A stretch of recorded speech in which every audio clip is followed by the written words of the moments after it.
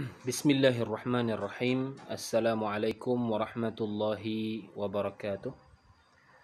Alhamdulillahi wassalatu wassalamu ala rasulillah wa ala alihi wa ashabihi wa mawalah wa la hawla wa la quwata illa billah. Alhamdulillah, puji syukur kita kepada Allah subhanahu wa ta'ala. Kembali kita dapat bertemu dalam pembahasan ataupun pengajian kita di dalam kitab Sunan Abu Daud, dan telah sampai kepada kita yaitu hadis yang ke-6, masih dalam kitab bersuci dengan bab makruhnya menghadap kiblat saat buang hajat.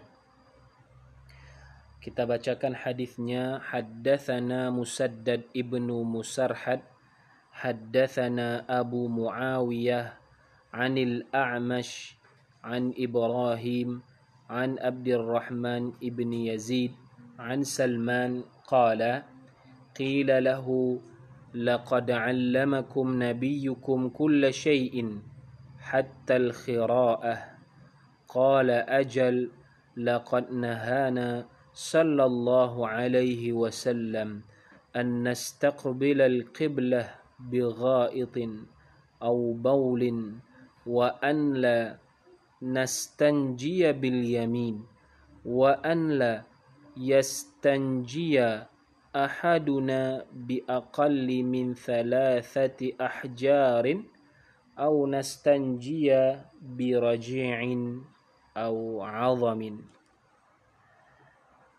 Telah menceritakan kepada kami Musaddad bin Musarhad, telah menceritakan kepada kami Abu Muawiyah dari Al-A'mash, dari Ibrahim, dari Abdurrahman bin Yazid, dari Salman Al-Farisi. Dia berkata,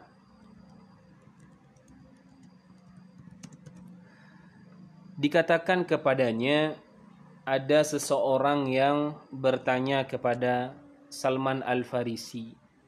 Namun pertanyaan ini yang dilontarkan kepada beliau bukan seperti nada orang yang bertanya, namun lebih kepada kesannya meremehkan.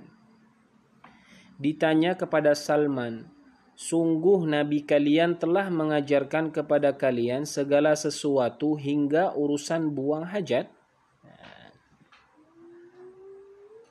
Jadi dia bertanya itu seakan-akan meremehkan apa yang telah dibuat oleh Nabi Muhammad.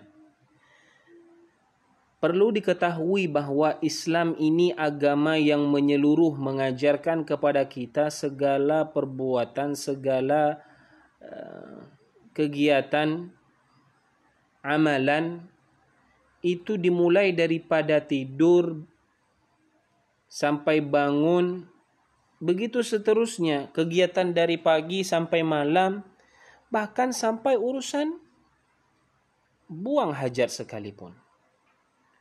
Di sini Salman menjawab dengan tegas, benar. Beliau sallallahu alaihi wasallam telah melarang kami menghadap kiblat pada saat buang air besar atau buang air kecil, agar kami tidak beristinja dengan tangan kanan, agar salah seorang dari kami tidak beristinja dengan kurang dari 3 batu, atau beristinja dengan kotoran binatang atau tulang. Jadi Salman menjawab pertanyaan orang tadi, yakin bahwa apa yang telah diajarkan oleh Nabi sallallahu alaihi wasallam sungguh bermanfaat bagi umatnya. Kalau yang sebagaimana yang bab-bab lalu telah kita sampaikan, bahwa Nabi juga pernah diremehkan ketika Nabi sallallahu alaihi wasallam kencing dalam posisi keadaan duduk lalu menutup dirinya dengan tameng, itu pun diremehkan oleh seseorang. Sehingga Nabi mengatakan bahwa ketahuilah bahwa orang-orang dahulu apabila dia telah terkena kotoran atau najis pada pakaian, maka dia harus memotong pakaian tersebut. Kalau zaman itu ataupun syariatnya masih seperti itu, mungkin baju kita yang sudah terkena najis akan kita potong. Compang-camping baju yang Anda beli 10 juta. Sebab dia terkena najis tak bisa dicuci lagi atau demikianlah. Maka syariat Nabi Muhammad SAW dalam hal membersihkan bekas najis pun diajarkan. Bagaimana menghilangkan najis di pakaian, bagaimana menghilangkan najis pada badan. Nabi SAW ajarkan itu semua. Mungkin bagi agama lain melihat, ataupun orang-orang yang merendahkan agama Islam, suka merendahkan agama Islam, mengatakan bahwa itu sungguh memalukan mungkin. Tapi Nabi SAW tidak pernah malu untuk mengatakan apa yang telah Allah firmankan kepadanya dan apa yang beliau ajarkan kepada umatnya. Tentunya itu semua akan mendatangkan manfaat.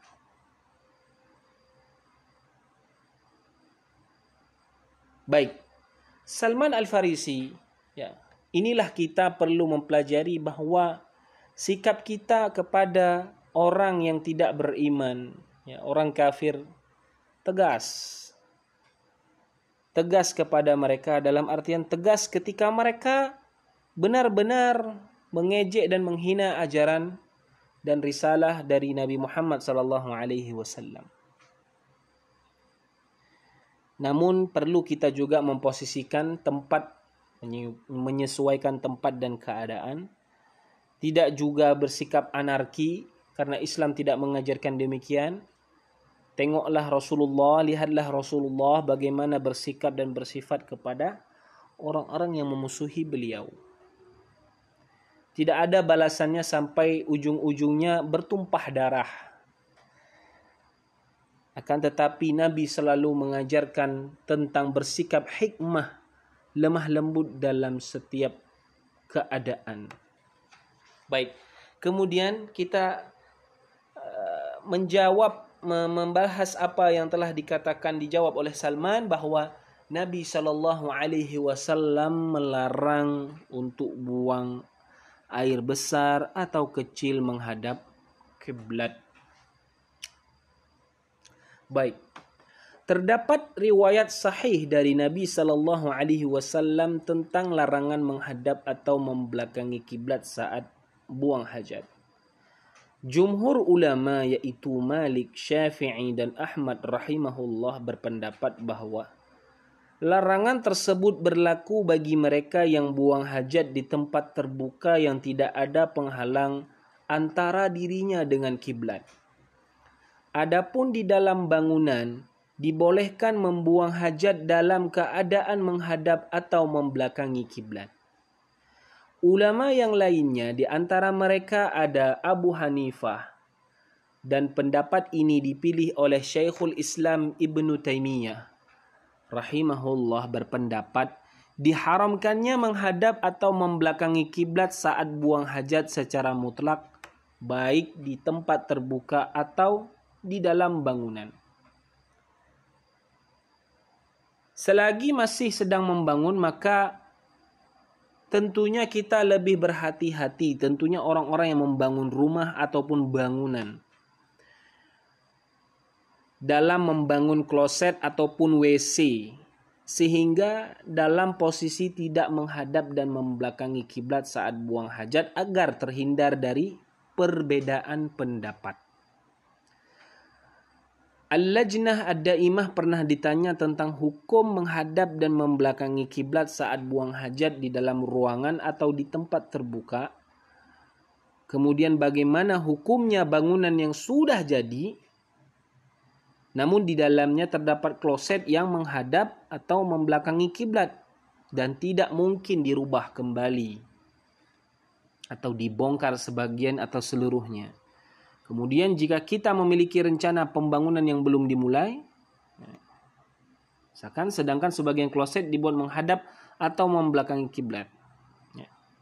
Maka pendapat ulama yang sahih adalah diharamkan menghadap kiblat atau membelakanginya saat buang hajat di tempat terbuka, baik kencing atau buang air besar. Namun hal itu boleh dilakukan jika itu dilakukan di dalam ruangan antara dirinya dan Ka'bah terdapat penghalang yang dekat, baik di depan atau di belakangnya, pohon, gunung, dan semacamnya.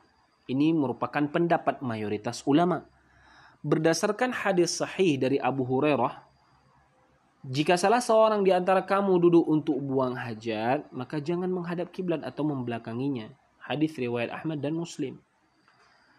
Juga riwayat Abu Ayyub Al-Ansari, Nabi SAW, ia berkata, kalau Anda akan buang air besar atau kecil, jangan menghadap kiblat dan jangan membelakanginya, akan tetapi hadapkan ke timur atau ke barat. Hadis riwayat Bukhari dan Muslim. Juga riwayat Ibnu Umar, suatu hari ya, beliau pernah di rumah Hafsah, kemudian melihat Nabi SAW membuang hajatnya dalam kondisi menghadap Syam dan membelakangi Ka'bah. Dalam riwayat Abu Daud, Hakim, bahwa Marwan Asfar dia berkata, aku melihat Ibnu Umar mengarahkan hewan kendaraannya menghadap kiblat, lalu dia kencing ke arahnya. Maka aku katakan, wahai Abu Abdurrahman, bukankah hal tersebut dilarang? Dia berkata, yang dilarang itu adalah apabila di tempat terbuka, adapun jika ada penghalang antara dirinya dengan kiblat yang dapat menutupinya, maka tidak mengapa.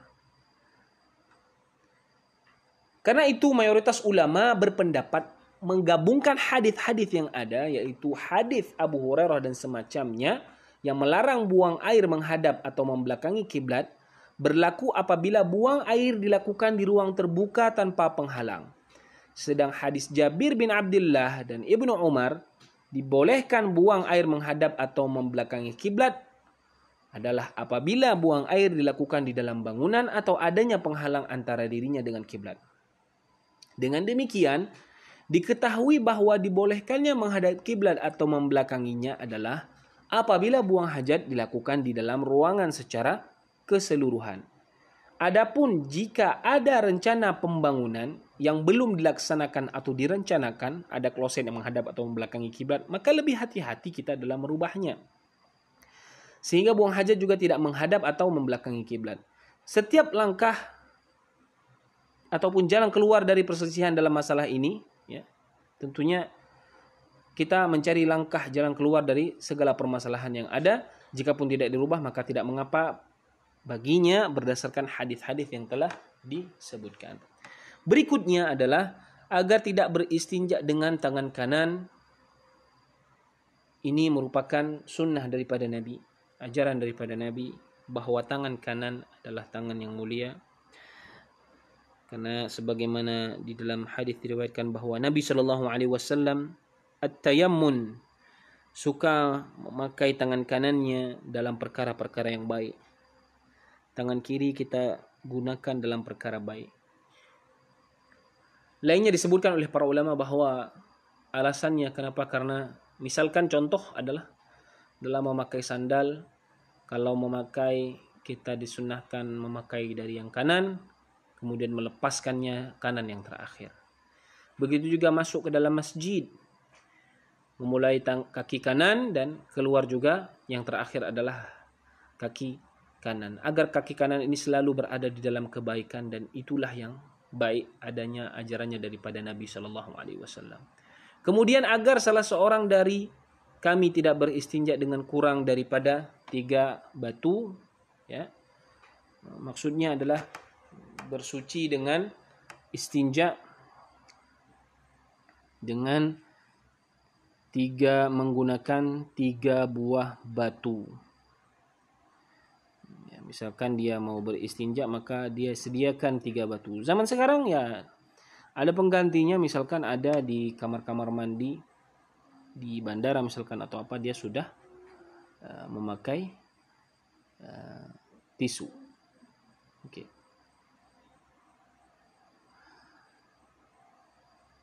Ada beberapa ketentuan yang harus dipenuhi ketika orang istinja dengan batu atau benda lain yang memiliki kesamaan fungsi dengannya. Pertama, minimal menggunakan 3 batu atau satu namun memiliki 3 sisi. Jadi kalaupun tidak pakai 3 batu, ada ulama yang menjelaskan bahwa tidak mesti pun 3 batu, satu batu pun bisa asal dia memiliki 3 sisi. Nah, demikian. Lalu kemudian 3 batu tersebut dapat membersihkan tempat keluarnya kotoran, ya, baik kubul atau dubur, sehingga dia belum bersih maka harus ditambah kalau belum bersih.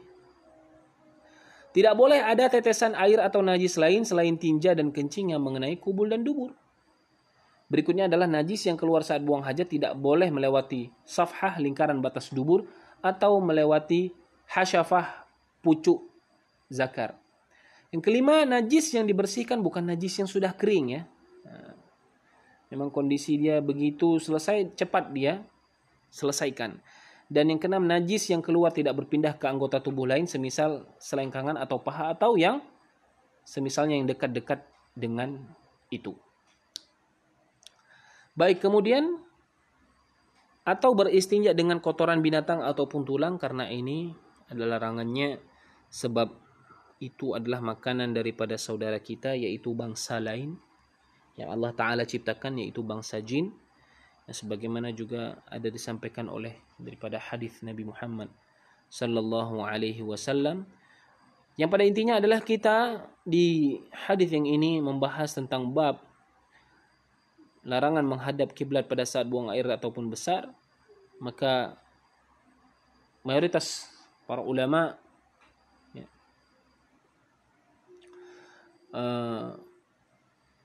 termasuk di dalamnya Malik, Syafi'i, ya, dan Ahmad, bahwa larangan tersebut berlaku bagi mereka yang buang hajat di tempat terbuka dan tidak ada penghalang antara dirinya dengan kiblat.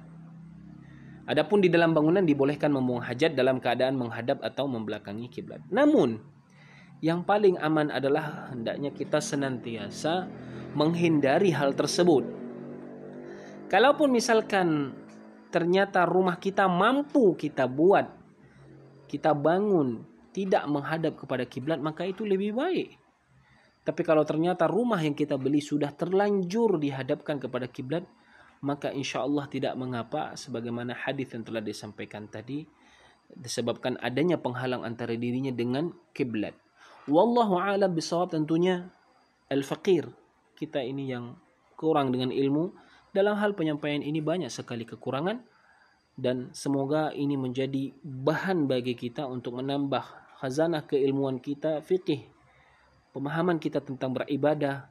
Niat kita adalah untuk membaguskan ibadah, guna tercapainya ibadah yang sempurna, yang bagus, yang baik, sehingga ibadah kita tidak kemudian dengan perkara-perkara yang sepele akhirnya batal karena tidak bersihnya najis ataupun dan lain sebagainya, atau dengan keadaan apapun, sebagaimana telah dijelaskan tadi. Wallahu taala alam bisawab. Demikian aqulu qawli hadza wa astaghfirullah li wa lakum. Subhanakallahumma bihamdika asyhadu an la ilaha illa anta astaghfiruka wa atubu ilaik. Wassalamualaikum warahmatullahi wabarakatuh.